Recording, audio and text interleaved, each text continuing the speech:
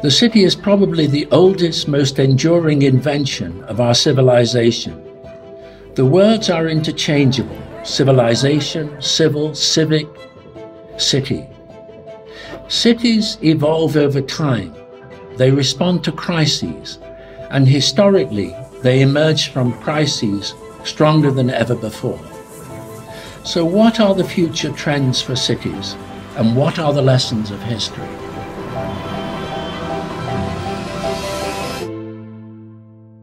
My name is Burdett. I'm a professor of urban studies and director of a research center called LSE Cities at the London School of Economics and Political Science.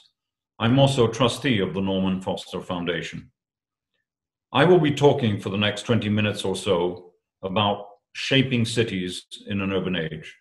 And I'm going to talk about cities at three levels. I'm going to talk about some of the global trends that are happening in cities literally around the world: economic, social, and environmental.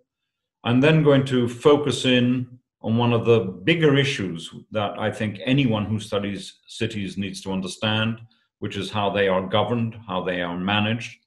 And then I'm going to end by focusing in, narrowing in on a city that I know well, which is the city of London, where I work and live and have been involved in a number of projects, trying to bring all three strands together through my talk, from the global to the governance and through the experience of planning London, which is what I've been able to assist in as an advisor to the Mayor of London, together with my friend and colleague, Richard Rogers. We were advisors to Mayor Ken Livingstone in the early 2000s. I mentioned that I am the director of a research center which does teaching and research on cities around the world, and has done that for nearly 20 years. So some of the data and research I will be presenting comes from the group of researchers, very multidisciplinary group that has been involved in this project to date.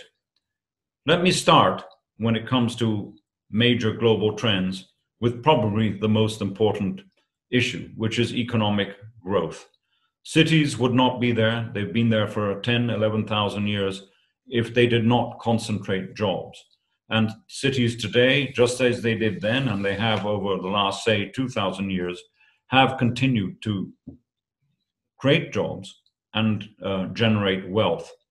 And if you see this map of the world, with the larger circles showing where cities are growing in terms of economic development, and the size of the circle represents the population, you can see that in parts of the east of this map, on the right-hand side of the map, there are areas in India, cities in India, China, but also Africa, which are growing in terms of economic potential very significantly.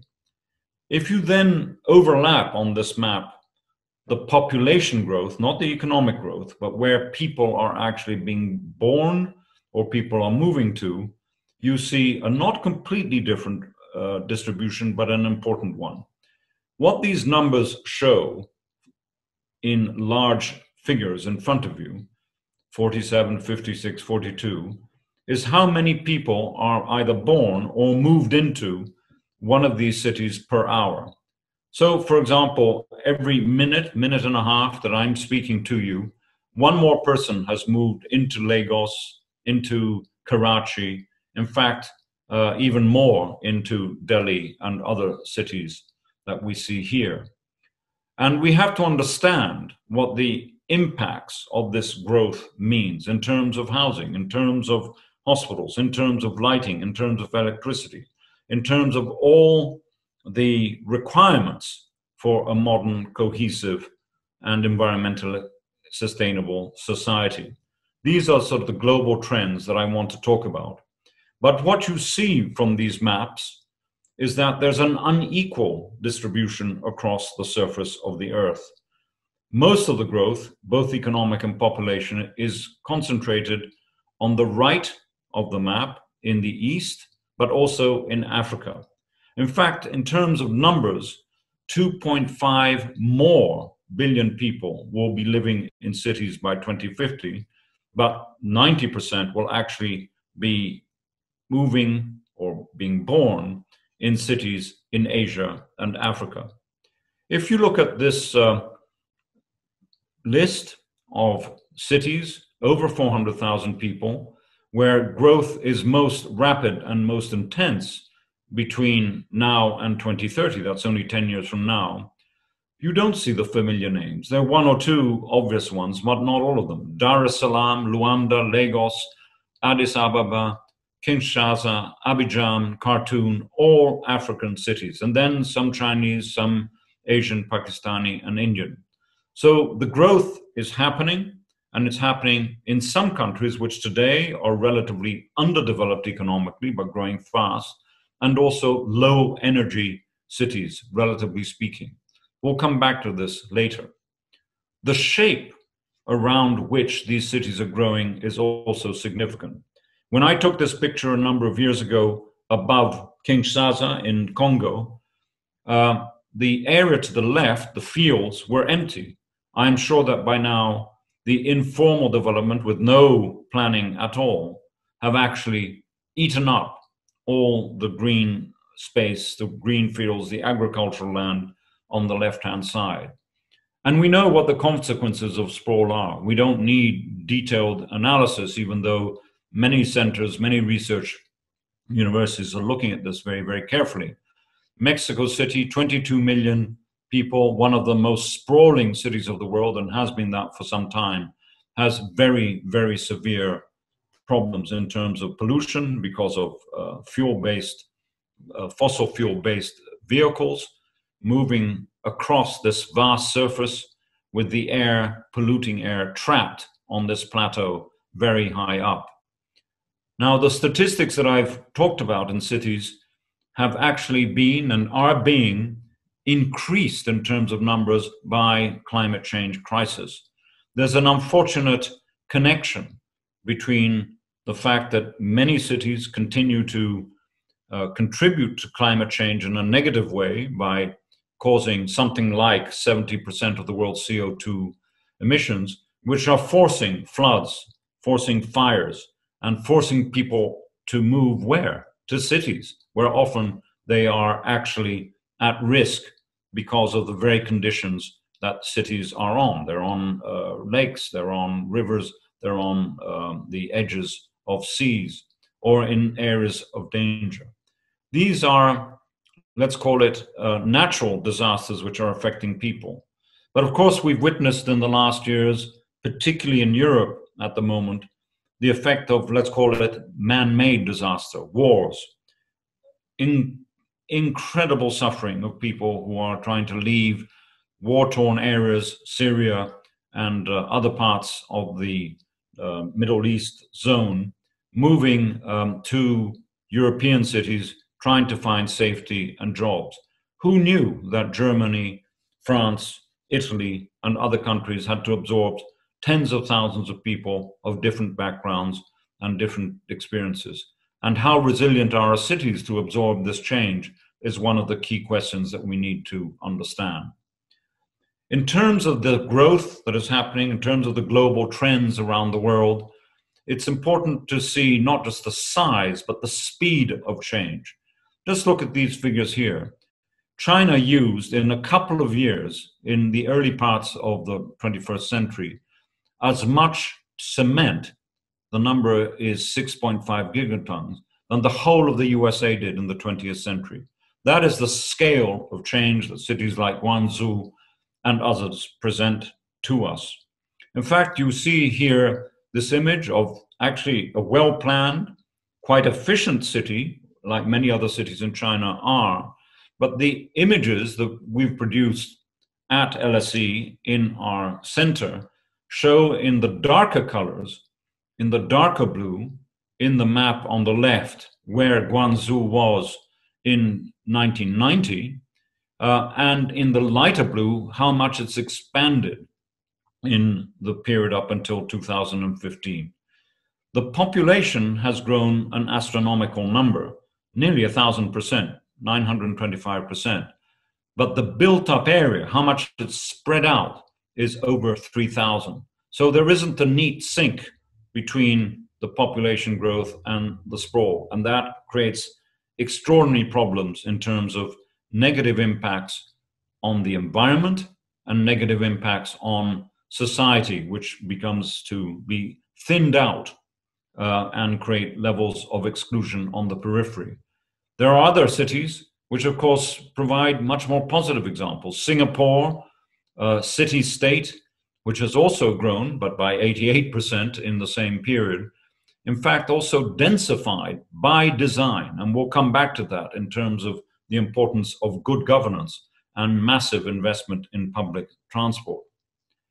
Now, all these cities present environmental concerns, but they also present profound social concerns. This picture, which has now become incredibly well known, of a informal settlement, a favela in the city of São Paulo in Brazil, show two sides of the same coin of a city. On the left, you have an area with little sanitation, poor levels of running water, where people live in informal housing. It has its own economy. It has its own form of social cohesion, of course. But on the right-hand side, with the wall in the middle, you see what was then, and we're talking about 10, 15 years ago, the height of the strong Brazilian economy and the new middle classes so wealthy that they actually had a swimming pool on each terrace. Actually, this photograph was retaken only a few years ago, and the situation remains not dissimilar.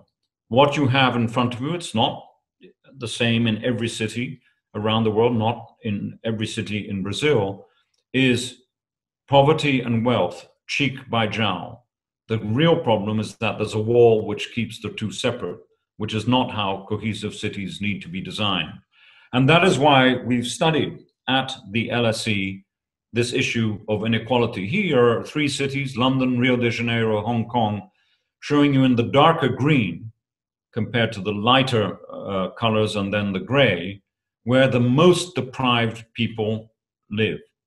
Most deprived means that they live shorter lives, that they have lower levels of education, certainly less income, and other social deprivation measures.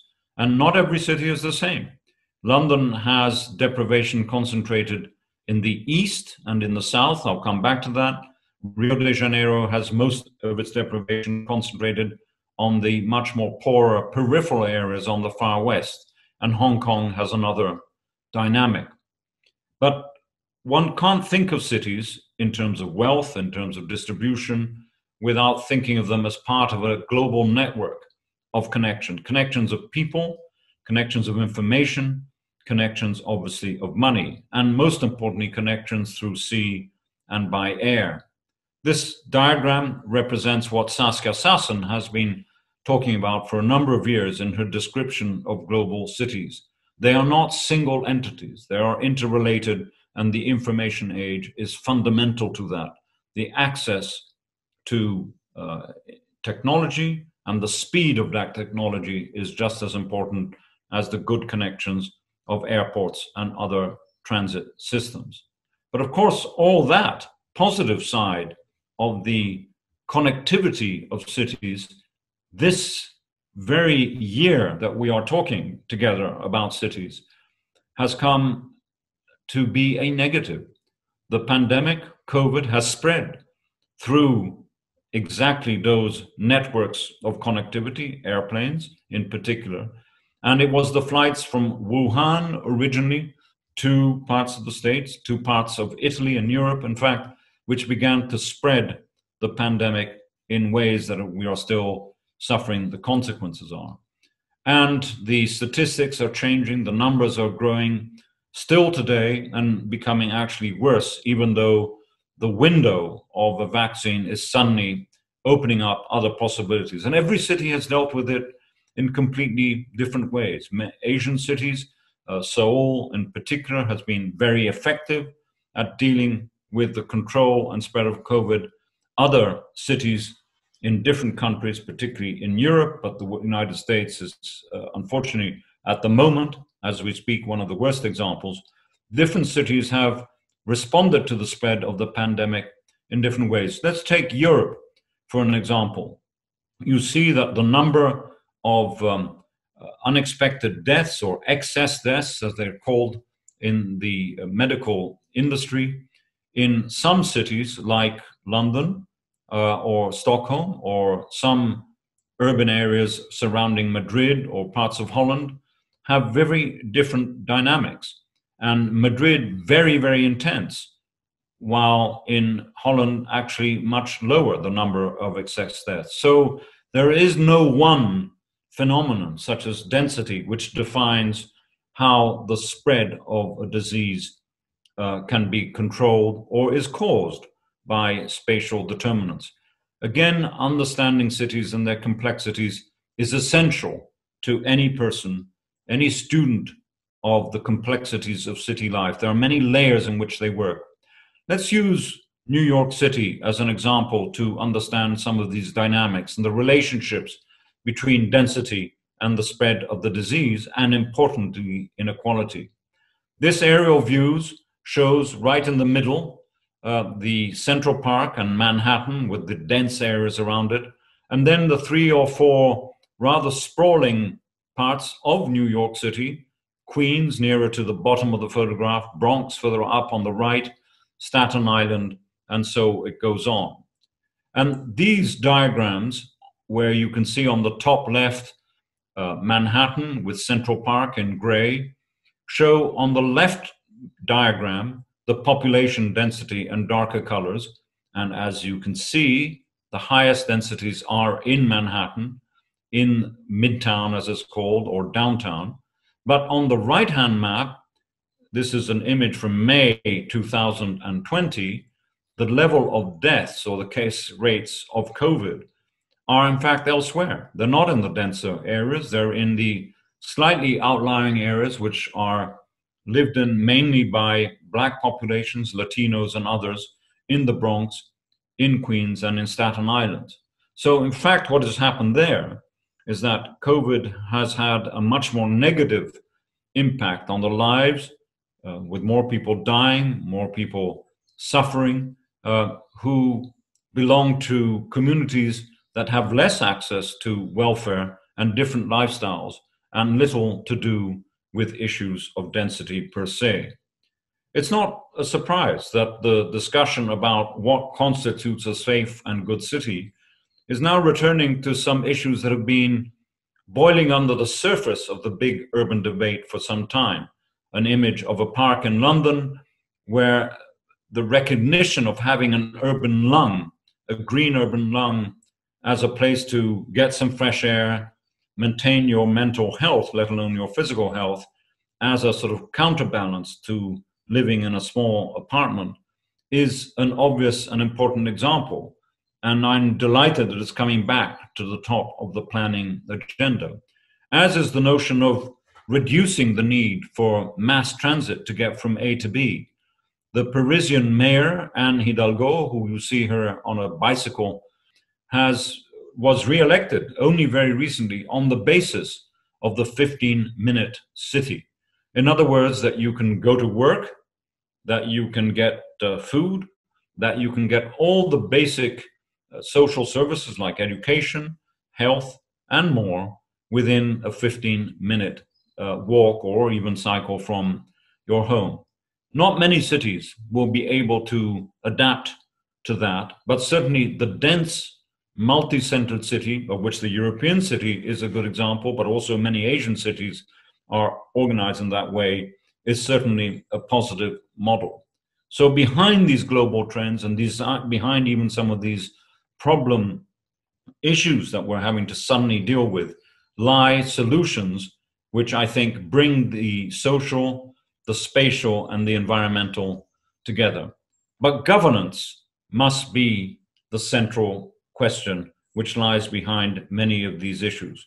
I also am an architect, like Norman Foster and many others who are speaking in this series, but I have to say that for us to solve the problems of the city, we need to work with urban leaders, whether they're mayors or governors or, in fact, national presidents. And it was the great architect Charles Correa, a friend of many of the speakers in this group, who noted many, many years ago that governance needed to be understood for cities to be part of the solution in the case of his country, of India, which of course is one of the most rapidly urbanizing in the world. So in the second section, let me look at the issue of governance before I turn to London and what's been happening there. These two maps summarize the issue of governance and urban development in a very simple way. On the left-hand side, you see in gray where people live, homes, buildings, offices. And with the pink, you see the outline of the jurisdiction of the Mayor of London, where he has his powers, where people vote. And you can see that roughly, and this is by design, there's an alignment between where people live, vote, and pay their taxes, by the way, and where the powers lie. Now, if you look at the other map, on the right-hand side of New York City, in blue, you see where the mayor, whether it was Michael Bloomberg or Bill de Blasio at the moment, has the powers, the jurisdiction, but the gray area spills way beyond that, in fact, into different states, neighboring states, which spill outside. So people commute in, use the services of New York City, but don't necessarily contribute to its tax base. And that is why, and we'll see in a moment, there's been some difference in the way that these two cities have dealt with transport, investment, with inequality, education, and much else. But this has all come to the fore in these months because of the pandemic. The voice of New York City was not the mayor, and it was certainly not the President of the United States, Donald Trump. It was the governor of New York State who actually dealt with all the infrastructure, medical requirements, and who issued decisions as to whether schools should be shut down in New York City or mass transit should be used. In London, we've actually had a very interesting experiment, which has entered its 20th year. So it's very new. It's a very new experiment, and we've had a directly elected mayor since the year 2000. Here you see on the left Ken Livingstone, in the middle Boris Johnson, of course today our Prime Minister, and on the right Sadiq Khan, our current mayor who is coming up for election. And if you look at this diagram, which we produced at the LSE, in blue you see the powers that central government has, or federal government. In red, the powers of the mayor. And in green, the power of the next level, community level, what we call in London borough level, in green. And in the middle, you can see the Mayor of London, the new institution, the Mayor of London, has powers over public transport, the police, the emergency services, but also economic development, and including planning and now even housing. And it is the mayor who determines what actually happens in the different boroughs, with relatively little intervention from central government, even though the tax money comes from there. Now look at exactly the same map of New York City. There's a new line, and that is the yellow line of New York State, like Texas, for example, or California. And the state actually has more powers on some of the key infrastructure elements of New York City and New Yorkers, therefore, than the mayor. So transit, again, housing, much of it is controlled by the state. And that's why perhaps there hasn't been the sort of investment in this city that we've seen in London over the years. A key spatial determinant that is controlled by the governors of these cities is obviously the planning component, and the planning component determines the density or the sprawl, if we were to take two different extremes. And again, at the LSE, we've looked at around 60 different cities around the world and compared their densities.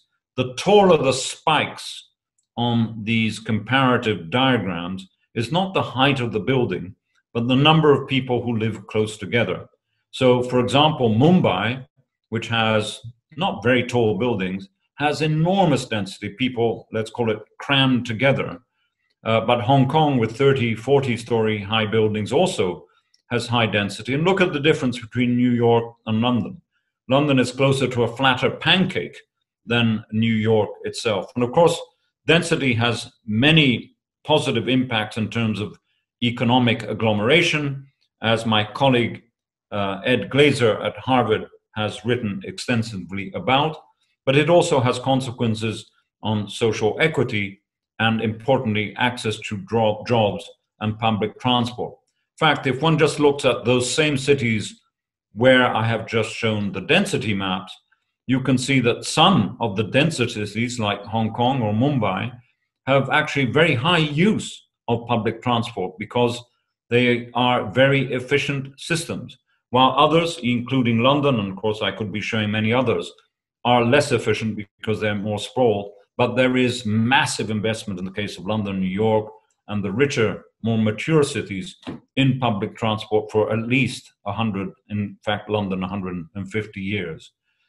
So let me complete my talk on global cities, the trends that are underlying growth and change, and the key issue of governance by looking at how these come together in the case of the city that I inhabit and live in. This is a view of a city at night in November looking at its most glamorous. It is truly a global city undergoing dramatic change as we speak. And we also saw this map before of how London is actually contained within a relatively defined area, so to speak, the Green Belt. And in fact, it was in 1947 that the great planner Patrick Abercrombie decided with the Greater London authorities that were in charge at the time to stop the growth of London, stop it from becoming a Mexico City or a Lagos, and designed that green area, which is the Green Belt, where there is only agricultural land, and then built a number of new towns beyond that, highly connected through rail and road to the commuter hinterland, shall we call that. It's a system that has actually worked quite well for London, even though, of course, the costs of property have gone up. And when the costs of property go up, so does inequality. And what you can see here is in the darker red colors on the right-hand side of this image, and on the bottom part in particular, the higher concentration of deprivation. I mentioned the parameters before. Actually, there are 8 or 9 years difference in life expectancy between some parts of the red areas on the right-hand side and some parts of the green areas on the left-hand side, the western areas, which are more affluent, red being more deprived and green being least deprived. What you can also see here is that the edges of the city, perhaps bizarrely, are less deprived, more wealthy, what we call stockbroker belt. And it's actually some of the central and particularly eastern areas which are deprived for historic reasons. They used to be where the working river, which you can see there, winding its way in from the east, had most of the manufacturing and dock jobs, and all those disappeared as the ports moved out beyond this image, and jobs were lost. So deprivation was sort of locked into these areas. If you did this map of Paris, it would be completely different. You'd have an affluent center, and you'd have a periphery which was far more deprived, and in fact also completely connected to ethnic distribution. This is a slightly joking way of describing in simplistic language how this city, London, is actually organized. So the inequality applies at many levels, not just in terms of well-being, which is what we were looking at, social and economic determinants, but also in terms of transport provision. This diagram, again, you see the shape of London, shows you in purple and red the best connected areas in terms of public transport, and in blue, the worst connected. And it's not surprising that the center is actually well connected, but there are also a few hotspots in the south, in Croydon, in the far eastern areas, and a bit in the north and some of the west, which are actually well connected. But much of East London is less well connected than West and Central London. So it's another form of deprivation. And then if we look at green space provision, public health, public quality of public space and open spaces, again, you get another layer of inequality and issues of access. So when the city mayors were tasked, as all three of them have been, to produce a 25-year plan of how the city should grow, how it should remain sustainable, and how the city can remain more equal rather than unequal, they produced effectively this diagram. It's more or less the same for all three mayors over the 20 years. And there are three simple rules. Keep the city within the green belt, don't build over the edges. Allow more development, particularly in ex-industrial, what we call brownfield land, in the eastern swathes of the city. And where you see the stars, promote higher density of development. That can be housing, hospitals, offices, places which create jobs, as long as only if there is good levels of public transport. So it's like spreading the public transport from what we saw before to east and west, and densifying, creating more homes, more jobs in those areas where there is good public transport. So very recently, there are these images of London that you can see from its strategic view corridors of a denser city actually growing before our eyes. And it's only happened in the last 20 years by design. This is the City of London, traditionally the equivalent of downtown, where major offices are all concentrated. It's doubled, tripled in size with a number of buildings that you can see in the foreground. The same has happened further east, along the River Thames in the Isle of Dogs, which for many, many years was a completely desolate, deprived area. Now it has excellent public transport, and you can see the density. Not all of that is offices. Quite a lot of it is now housing. Similar things have been happening in central parts of London. Here is a disused railway station in the area called King's Cross. You can see on one side St. Pancras, the railway station that leads to the continent, to Paris, to Brussels, with trains every couple of hours, and on the right, the King's Cross station. It used to be desolate, with a few rather dignified older buildings in the middle. And this is how this development, which is nearly a $3 billion, $4 billion private development, is now growing. Google is moving its European headquarters here, and there are something like 10,000 different types of people, many living also in social housing, who have moved here to live, take advantage of good transport facilities, but also offices, shop, and much else. At the heart of this project is an insistence on the quality of the public realm. And this comes very much from the directives of the mayor's London plan. London has completely changed the quality of its public spaces over the years. And Bessie, there's a quid pro quo. Where there's good transport, where you have higher density, you have to have very well managed and designed public space, and that's beginning to happen. And I want to end with probably the best known example, which I have to say I was happily involved in as the chief advisor to the London 2012 Olympics for a number of years, which is the transformation that has happened in that area of East London that we've looked at before. The Olympic Games is always a closed event while it happens for the 2 weeks of the Games and 2 weeks of the Paralympics. It's a tiny amount of time for a vast investment in the city.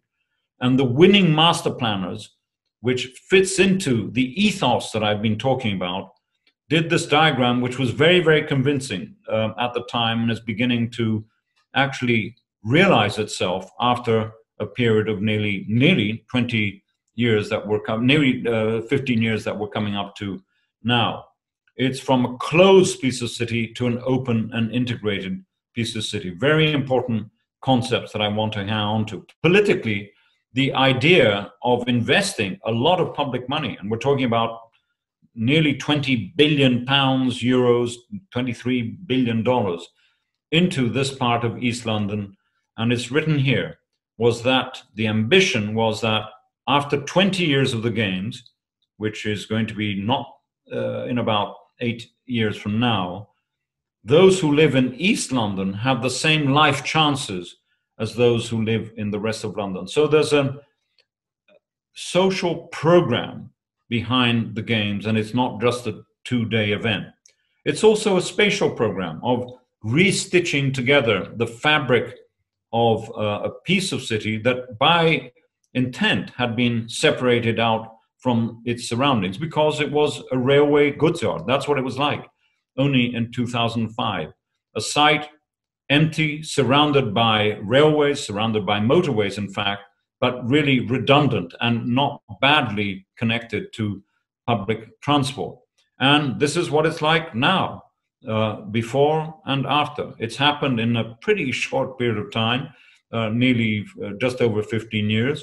You can see some of the stadia, you can see some of the major facilities, you can see a completely new park, but also what you're beginning to see is one of the best neighborhoods for families to live in anywhere in London, I have to say, and particularly for those who need support and affordable housing. The image here, in fact, you can't tell what is private for sale and what is actually affordable, or shall we call subsidized housing, because it was designed to be that way. An area that a number of years ago, remember that map of deprivation with the red on the right-hand side, lower levels of employment, lower levels of education, is also changing, and is changed as a result, not only of the Olympics, but also. So, for example, in the middle of the site now, institutions like one of the great museums of London, the Victoria and Albert, is building a new facility there. 2 universities are building student and other research laboratories and facilities for something like 10, 15,000 students. Dance, and even the BBC is actually providing premises for its orchestra. So that will bring a new demographic, a new type of person to live in an area, which also brings, of course, education, wealth, and different cultural and social standards. The mayor actually underpinned this project with a rather substantial contribution. So you need a good planning vision, you need financial support, but you also need to get the private sector to buy into these long-term projects. Something like 100,000, I'm sure already more by now, jobs have been created. Some of them long-term, some of them for people who live in the area, and some are for the new populations. But of course, not everything is perfect. Gentrification has pushed some people out. The local community feels that not everything has been done to help them, but only the new coming ones. So it's a complex process, which is what I've been wanting to talk about. Cities are not simple things.